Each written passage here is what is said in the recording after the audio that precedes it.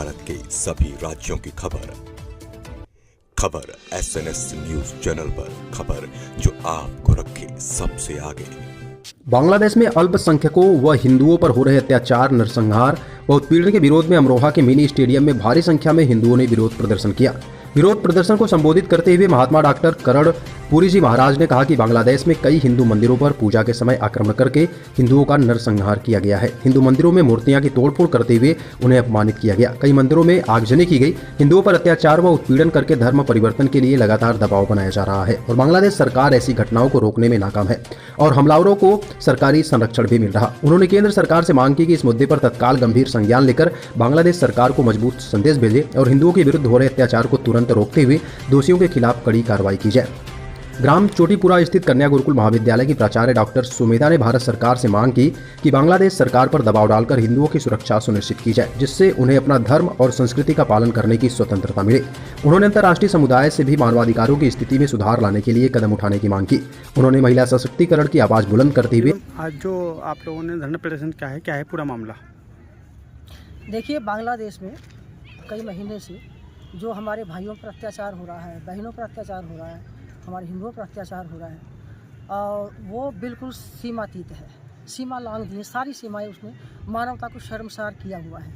यदि ऐसे समय में हम आवाज़ नहीं उठाएंगे, हम धरना कर सकते हैं, हम आंदोलन कर सकते हैं, हम घरों से बाहर निकल करके लोगों को जगा सकते हैं और अपनी सरकार को विवश कर सकते हैं कि उनका खाना पीना सब बंद कर दिया जाए, ऐसे लोगों के साथ व्यापार बंद कर दिया जाए। मनुष्यों के साथ मनुष्य जैसा व्यवहार होता है, आतंकियों के साथ, राक्षसों के साथ तो राक्षसों जैसा व्यवहार होगा, पशुओं जैसा व्यवहार होगा।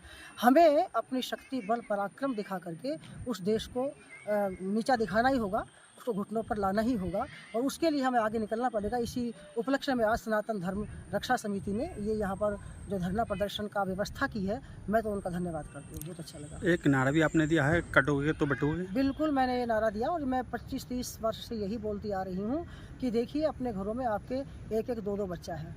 बच्चे के साथ भी अन्याय है, परिवार के साथ भी अन्याय है, बच्चों के रिश्ते नाते नहीं बन रहे हैं और राष्ट्र के साथ और समाज के साथ भी अन्याय है। माता पिता परेशान रहते हैं, एक बच्चा है, क्या होगा, कोई मर गया तो क्या होगा, बीमार हो गया तो क्या होगा।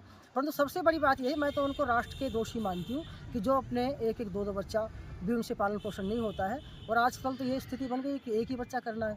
मैं कहती हूँ कि 4 बच्चों से कम घर में कोई भी नहीं होना चाहिए, तभी तो हमारे धरना प्रदर्शन में लोग आएंगे, तभी तो क्रांति पैदा करेंगे लोग। तो वो डरते रहते हैं कि मेरा एक बच्चा है, मर जाएगा तो क्या होगा। तो मैंने तो बहुत पहले से कहती हूँ कि सभी के साथ अन्याय है और ये ठीक बात नहीं है कि हम 1-1, 2-2 बच्चे पर सिमट जाए। 4 बच्चे से कम नहीं होने चाहिए, हमारी संख्या बढ़नी चाहिए। हमारा वोट कैसे बढ़ेगा फिर? कुछ महिलाएं अबॉर्शन करा लेती हैं और जो कि नाजायज़ है, वो तो बहुत बड़ा पाप है, वो तो कभी भी नहीं होना चाहिए। ईश्वर ने जो व्यवस्था दी है, माँ के गर्भ में जो आत्मा आई है, तुम्हारा क्या अधिकार है? वो तो ईश्वर ने दिया है। तुम्हारा क्या अधिकार है कि उसको निकाला जाए बाहर, उसको परेशान किया जाए? ये तो मानवता पर बहुत बड़ा अत्याचार है। ये तो उनको तो उनको क्या दंड मिलना चाहिए? जो करने वाले डॉक्टर वगैरह हैं, उन पर कड़ी कार्रवाई होनी चाहिए सरकार की ओर, शासन की ओर से। तो अमरोहा प्रशासन इस पर क्यों ध्यान नहीं दे रहा, जो कि जिले भर में ये अस्पताल चल रहे हैं अल्ट्रासाउंड? बस ये मैं यही कहना चाहूँगी कि हमारी जो माननीय मोदी जी हैं तो बहुत कुछ कर रहे हैं, लेकिन प्रशासन व्यवस्था तो ये पहले की बनी हुई है। कुछ कुरीतियाँ हमारी प्रशासन व्यवस्था में अभी पहले से चली आ रही हैं, इनको मिटाना होगा और ये जन जागृति से मिटाया जा सकता है। इसके लिए भी आंदोलन धरना करना पड़ेगा, तभी ये मिटाया जा सकता है, क्योंकि समाज को भी कुछ करना है। सरकारें कर रही हैं, पहले से तो बहुत परिवर्तन आया है, परंतु हमारा भी कोई दायित्व बनता है। इन सब कुरीतियों को मिटाने के लिए हमें आगे आना होगा। अत्याचार अनाचार कर रहा है, तमाम हत्या किया, वो हत्या करके आंदोलन करके आतंकवादियों के सहयोग से सरकार बनाया। वो बांग्लादेश का जो प्रधानमंत्री है, वो इस समय बाबर और औरंगजेब क्या उससे भी आगे आतताई हो गया है। इसलिए उसको हिंदुओं की रक्षा के लिए वहाँ पर हिंदू अल्पसंख्यकों की रक्षा सुनिश्चित करे और व्यवस्थित करे, और नहीं करता तो इसी तरह से पूरे भारत में प्रदर्शन और विरोध चलेगा। और भारत सरकार से अनुरोध है कि तत्काल कूटनीतिक नीति चल करके वहाँ के सरकार का दमन करके उनको सद्बुद्धि दे के वहाँ अल्पसंख्यकों पे हो रहे अत्याचार को रोके। और पूरे राष्ट्र संघ से भी यही निवेदन है कि राष्ट्र संघ यूएनओ आगे आए और इसमें कई देश पीछे यूनिट सरकार के कई देश पीछे हैं जो इस तरह से हिंदुओं के साथ, अल्पसंख्यकों के साथ अत्याचार करवाने में उनका सहयोग है।